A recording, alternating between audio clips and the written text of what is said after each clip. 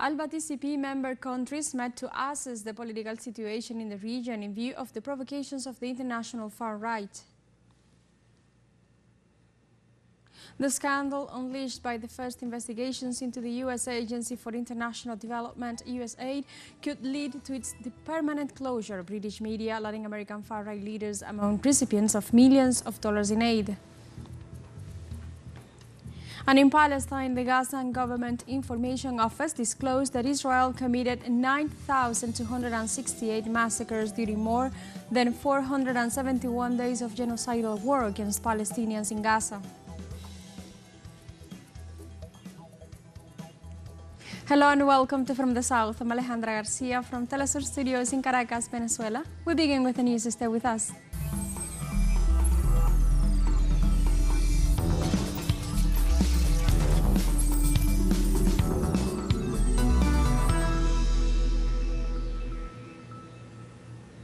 Alba-TCP member countries met in Caracas to assess the political situation in the region in view of the provocations of the international far right. Among the main objectives of this extraordinary meeting is the assessment of economic, social and political progress. The agenda will address the respect for human rights and the dignity of migrants, as well as the defense of sovereignty and peace in Latin America and the Caribbean as a result of the most recent U.S. decisions. The president of Haiti's Transition Council, Leslie Voltaire, has linked the increase in disappearances in the country to organ trafficking, one of the many ills plaguing the nation. Recently, the security forces confirmed that several kidnapped farmers were still unaccounted for. The Haitian media emphasized that there are no ransom demands or anything similar. The acting head of government claims, in the context of these disappearances, that there is an organ trafficking network known as Pearl of the Antilles, which is an organization with international connections that takes advantage of the vulnerability of Haitian citizens in the midst of a tremendous political, social and criminal crisis.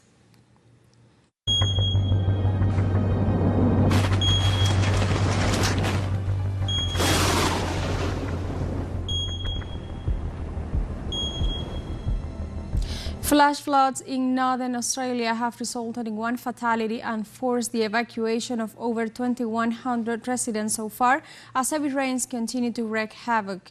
The Queensland town of Ingham has been particularly hard hit, with the major confirming the death of a woman in her 60s after a rescue boat capsized.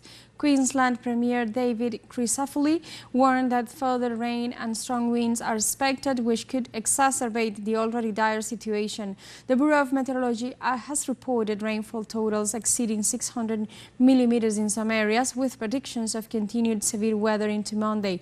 Authorities have issued emergency alerts for low-lying coastal areas, warning of life-threatening flooding as water levels rise rapidly. When the river bank broke, it just came down Mystic Avenue and wiped out one side of the street. Just everyone went underwater. Everyone's got water through their houses. There's a lot of people down there with no food, no power, obviously. Yeah, people aren't coping, and there's no centre for anyone to go here to get some help. I definitely believe there's a change in Mother Nature, because they're getting more severe, and this one especially being spread out. But quite, when you look at Cairns right down to Bowen, mate, something to think about. And now we have a short break coming up, but first remember you can join us on TikTok at teleSUR English, where you'll find news in different formats, news updates and more. We'll be right back. Stay with us.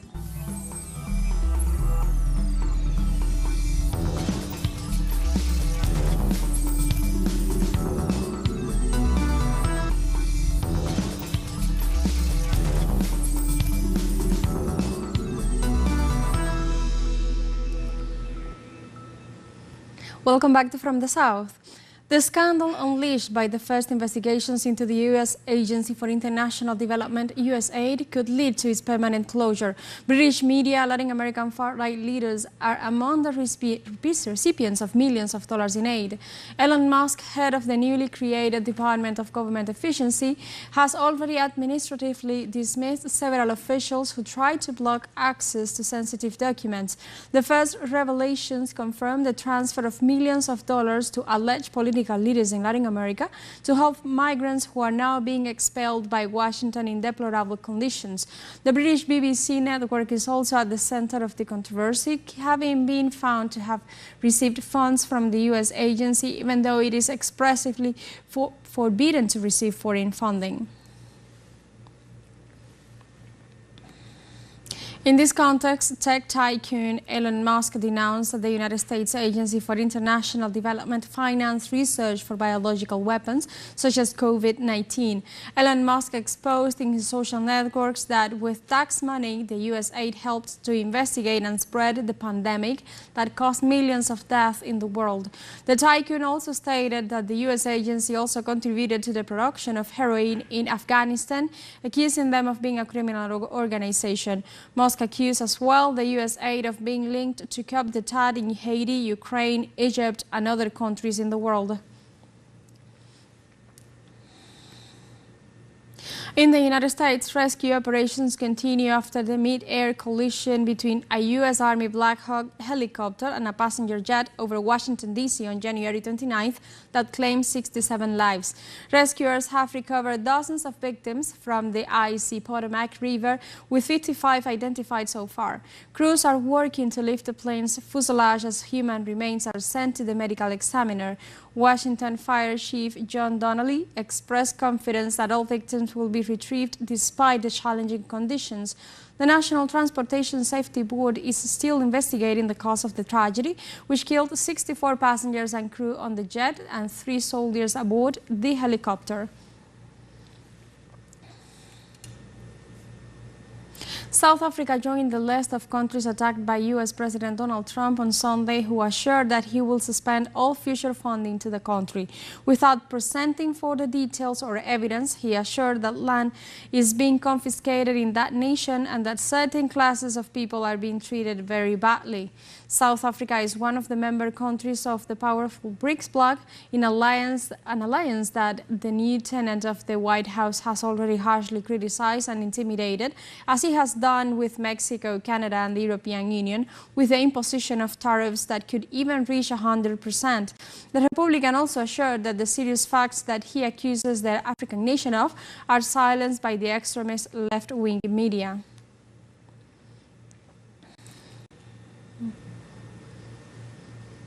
For his part, South African President Cyril Ramaphosa on Monday rejected his U.S. counterpart's comments, saying that Pretoria, like Washington, had always had laws regulating land use. President Trump said he would suspend aid to South Africa, accusing its government of illegal land expropriation and human rights abuses. But the South African president reiterated that his country is a constitutional democracy rooted in justice and equality. He also reminded the White House that the Expropriation Act was not an instrument of confiscation, but a legal process, and that the only funding they receive from Washington is related to the HIV/AIDS program.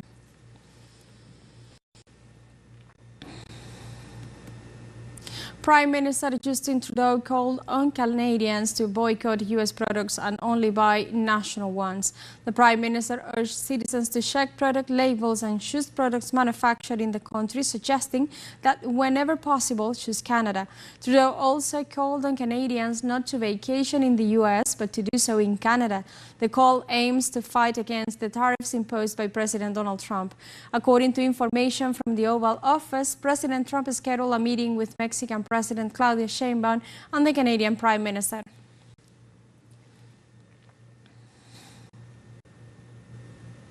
European Union leaders have further convened to respond to U.S. President Donald Trump's threats. The 27 European Union members have met Monday morning at the Royal Palace in Brussels. Briefings refer that the first part of the agenda will focus on geopolitics and relations with the U.S.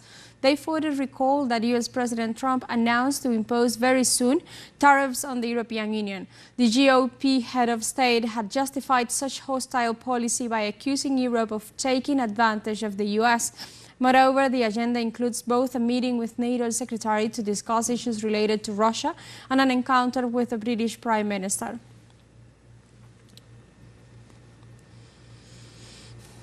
Several Panamanian sectors are demanding that the President José Raúl Mulino resign after having welcomed the U.S. Secretary of State. They accused the president of lacking transparency on the agreements reached with the head of the U.S. diplomacy, Marcos Rubio.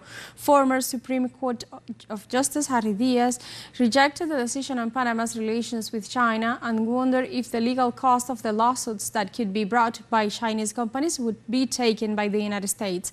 Meanwhile, trade union leaders Saul Mendez demanded clarity on the unilateral agreements made by the president and accused him of lying to the people in a shameless manner.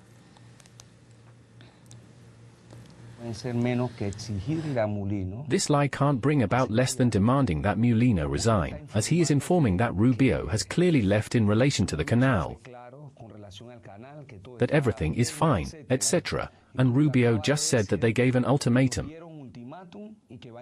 and that he is going to inform the Central American countries that they are going to retake the canal. Rubio is declaring war on the Panamanian people by declaring that they are not interested in either sovereignty or self-determination. On Monday, Israeli Prime Minister Benjamin Netanyahu arrived in the United States to meet with President Donald Trump. Netanyahu's visit comes at a time when the indirect negotiations between Israel and Hamas are to begin in order to further define the truce agreement. Before traveling to the United States, Netanyahu assured that the war has served to change the face of the Middle East.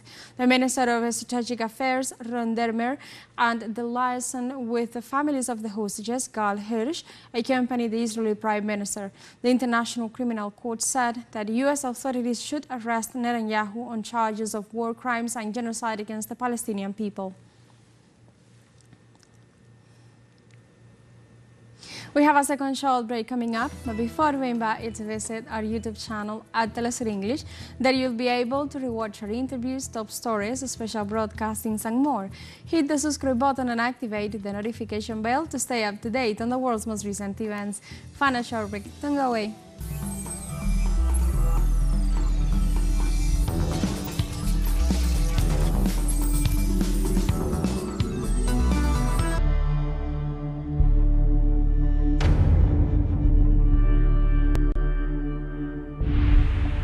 Welcome back to From the South.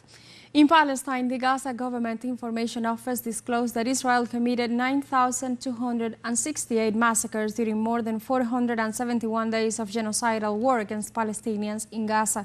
According to statistics published in a report, Israeli aggression against Palestinians in the coastal enclave left more than 61,000 people dead. In addition, Israeli attacks damaged 150,000 homes and displaced 2 million Palestinian civilians from their homes. The report also noted that Israeli forces killed 1,155 health sector workers in Gaza, 205 journalists and 194 members of civil defense teams since October 2023. Also, 34 hospitals were out of service due to the attacks by the Israeli army.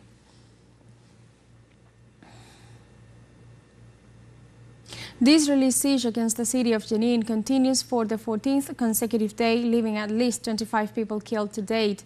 Zionist forces blew up some 20 residential buildings in the eastern part of the Jenin camp in the occupied West Bank. Local authorities denounced that Tel Aviv is carrying out a campaign of forced displacement, which affects some 15,000 Palestinians. Authorities also warned that occupation troops have no respect for international humanitarian law, since their attacks also targeted health centers and members of the press who were covering the news. And for a second consecutive day, Israeli occupation troops maintained their military aggression south of the occupied West Bank town of Tubas. Between Al-Far camp and the town of Tamun, the Zionist army raised the roads and infrastructure of both localities, blocking the access point with dead mounds. Occupation forces also stormed and raided the homes of residents, forcing them to flee. In addition, Israeli forces detained more than 10 citizens between the town of Tamun and the camp, while bulldozers destroyed an aqueduct between the town of Tamun and the village of Atov.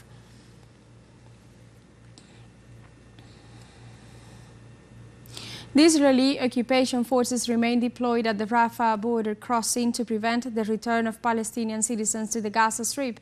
According to local authorities, Israel is not only preventing the return of Gaza citizens to their homes, but it's also blocking the departure of the wounded to medical centers and hospitals abroad, where they would receive medical treatment. In this regard, the activity at the border is limited to the departure of 100 patients and wounded in need of treatment in Egypt and 50 people in a humanitarian situation. The restrictions on the movement of the Palestinians constitute a violation of the ceasefire agreement reached between Israel and the Palestinian resistance movement Hamas, which entered into force on January 19th and consists of 3 phases, setting out a series of humanitarian and political commitments for both parties.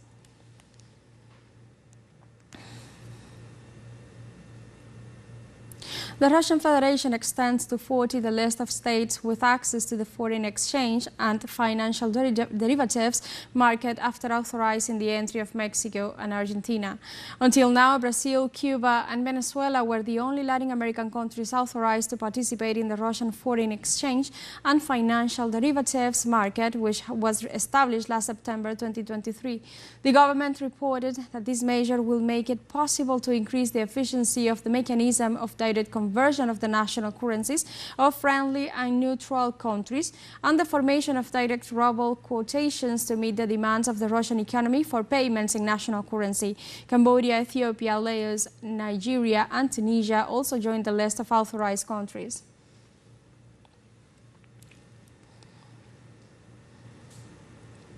The North Korean government condemned Monday the statements of U.S. Secretary of State Marco Rubio, who called the nation a rogue state.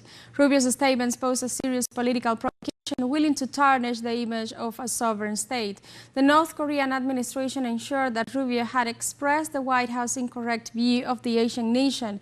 Furthermore, following the U.S. Secretary of State's remarks, the North Korean government stated that they will never help boost Washington's interest in the region. Meanwhile, U.S. experts had described Rubio's statements as reckless, especially since the U.S. president has designated Richard Grenell as his special representative for North Korea. And with this information, we have come to the end of this news brief. But remember, you can find these and many other stories on our website at telesurenglish.net and join us on social media. We are on Facebook, X, Instagram, Telegram and TikTok as well. For TeleSUR English, I'm Alejandra Garcia. Thank you for watching.